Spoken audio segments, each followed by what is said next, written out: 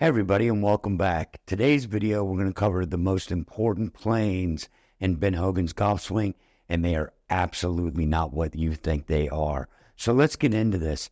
Most people think that the most important plane is the shoulder plane. Most people would say that this is the most important plane in Mr. Hogan's philosophy of understanding. Well, the truth is the shoulder plane is an extremely important plane to understand, because Mr. Hogan never wanted to get above that, and there's very good reasons for that. But I'd like to tell you there's two other planes that we really need to understand. So what I'm going to do is I'm going to call these two planes the pelvic floor and the Psoas ceiling, okay? So what that's going to look like, in my opinion, these two planes are this, okay? And as you can see, you might be looking at me going, Chris, what are you talking about? But these two planes are so important to fully understand. So now that you know what those planes are, I'm going to reference them like this. The bottom one is the pelvic floor. This one is going to be the Psoas ceiling, okay? So what happens in, pretty much the modern swing, or I shouldn't say the modern swing, I should say the modern swing teaching philosophies, okay? What happens, we're just going to reference the Psoas ceiling right now.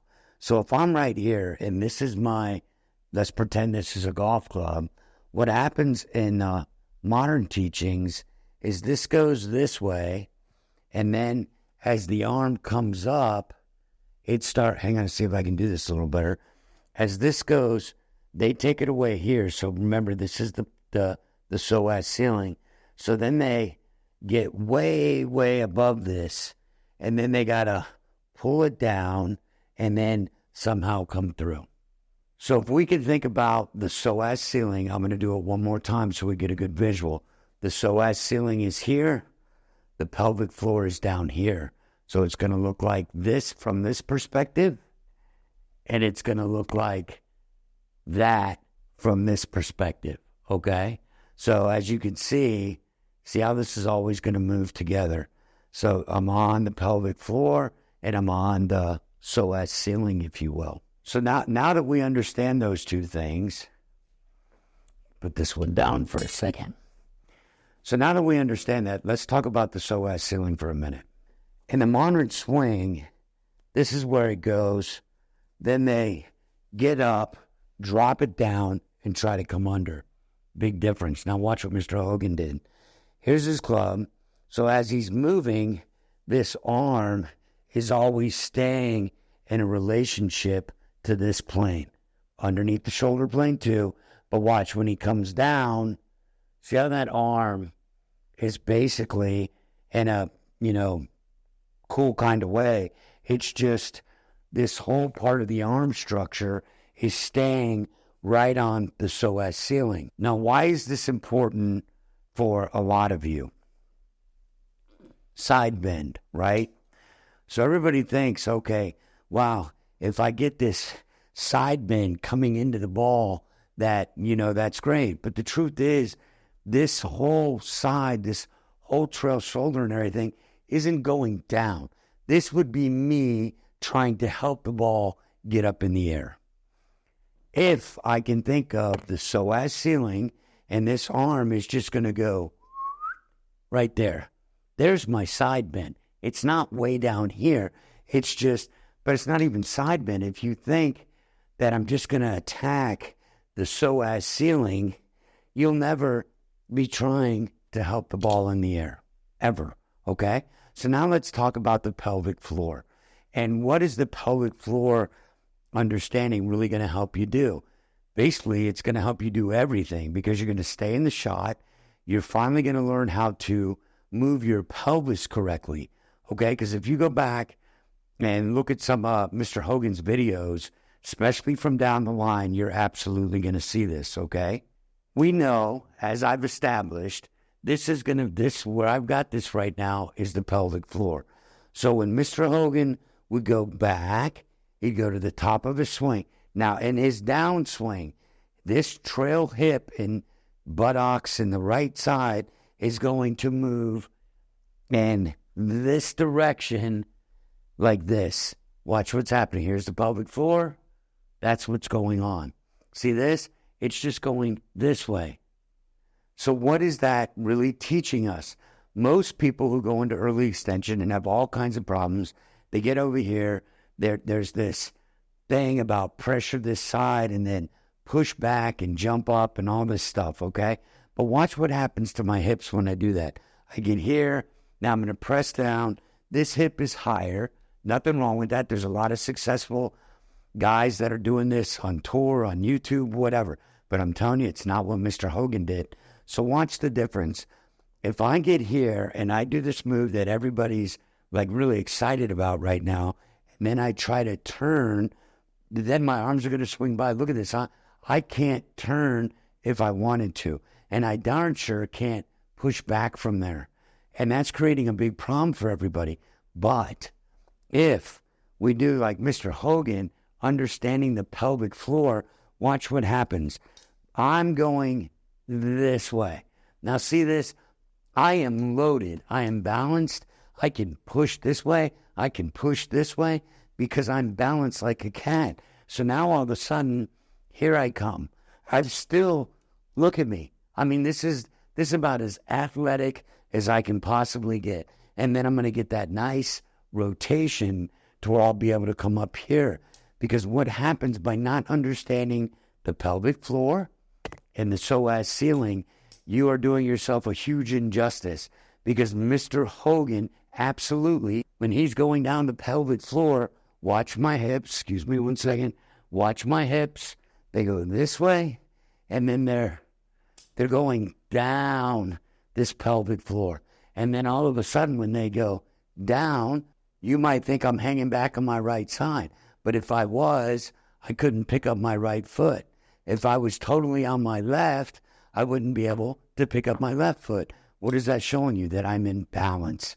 So when you can understand the psoas ceiling and the pelvic floor and how to interact with these two, because watch what happens. Here they are, guys. Now we're just looking at the body right now. So now the body turns or shifts or moves would be a better thing. Then in the downswing, watch what happens. This space in between here and here never changes. But then when everybody says, oh, let's get side bend, look at the change. All I'm doing is, it's so simple. It's just pelvic floor, psoas ceiling. Keep the distance with those, and then all of a sudden you'll be able to swing that club through and start really playing good golf. Everybody's so caught up in side bend and this and ulnar deviation, this. I mean, blah, blah, blah, whatever, right? Yeah, are those the things that are happening in your body? Yeah. But are we all doctors? Absolutely not. Let's keep it simple, okay? So the simplicity of this is when you understand the two most important planes are not the shoulder plane and not the shaft plane. And you're going to be like, whoa, wait a minute, Chris. Shaft plane and the way Mr. Hogan came back to the shaft plane, that was magical. Yeah, it was, guys. Absolutely. And are those planes important? Yes. But for you and for the majority of golfers out there, they are the most irrelevant right now. You've got to learn how to maintain the space from the pelvic floor to the psoas ceiling. So when I get set up, I'm like this. And then I'm just coming back. Look at that. This space is exactly the same. So now I'm going to start coming down the pelvic floor. And look at this. The space is still exactly the same. So give that a shot. You know what I mean? Because really, once you can start establishing this space really with your core, okay? Because your core, the way it works, it moves on the obliques, which are diagonals, guys. So when you can start understanding there is a lot of information that's going to be coming at you that's going to help you. And when you can truly understand the ceiling and the floor, you are going to be on your way to some really majestic golf, okay? Because it is simple. I know the way that I'm explaining this is kind of, hard for me to do looking at the cameras, but look at the space, guys. It never, ever gets violated. And watch this. when you go down the pelvic floor like this, watch the space. It's here. Look at that. It never, ever gets violated. And then, of course, you can add the shoulder plane and the shaft plane. The better you get at understanding these two planes, the better you're going to get at staying under the shoulder plane and getting your club back onto the shaft plane. Because when you can understand this, let's just talk about the floor for a second. If I'm on the floor here with the pelvic floor and I've gone back, right? Now I come down and I'm moving down this pelvic floor. Look at how my hips are opening. You know, most people try to take from what everybody's been teaching us, we're going to take our lead hip and try to get it out of the way. Ouch. Ouch. That's going to hurt. It isn't how it works. This right side going down, see how most people go into extension, they're going this way, they're going very level. But when I go down the pelvic floor like this, what am I really doing? I have now created a lever, wham, right there. And then I can bring this club that's way back here and bring it right into the shot. It is very, very magical when you start understanding these things. All right, guys, hopefully that's going to help. I'll get into some deeper explanations about how this is really working. But right now, I just want you to be aware of it. And when you're doing your mirror drills at the house, take some dowel rods, put them right there on the pelvic floor. That pelvic floor is going to be right at the end of your buttocks and where your hamstring connects. So if you put it right there and you practice, I'm here. Now just go down the pelvic floor. Look at how you could see my left side getting out of the way. But I am in no way, shape, or form trying to get my left side out of the way. I'm just going to say, okay, go down the pelvic floor. Look at that.